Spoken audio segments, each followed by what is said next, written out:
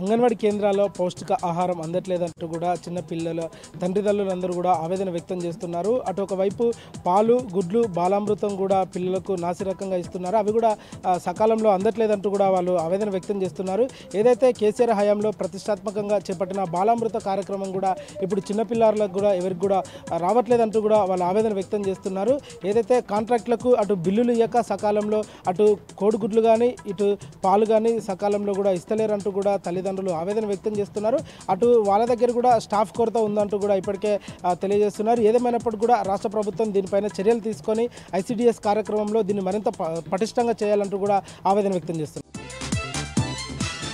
తెలంగాణలో కనిష్ట స్థాయిలో ఉష్ణోగ్రతలు నమోదవుతున్నాయి. రానున్న 3 రోజుల పాటు అటు తెలంగాణ ఇటు ఈశాన్య తెలంగాణలో కూడా కనిష్ట స్థాయిలో ఉష్ణోగ్రతలు కూడా నమోదయ్యే అవకాశాలు ఉన్నాయి. ఏదైతే అల్పపీడన కారణంగా కొంచెం చలి తీవ్రత కూడా తగ్గిందంటూ కూడా వాతావరణ అధికారులు తెలియజేశారు. ఏదేమైనప్పటికీ కూడా తెలంగాణలో రానున్న 48 గంటల పాటు వాతావరణం పొడి వాతావరణం ఉంటుంది. దాని తర్వాత కూడా తేలికపాటి వర్షాలు కూడా దక్షిణ తెలంగాణలో ఉంటాయంటూ కూడా వాతావరణ అధికారులు తెలియజేశారు.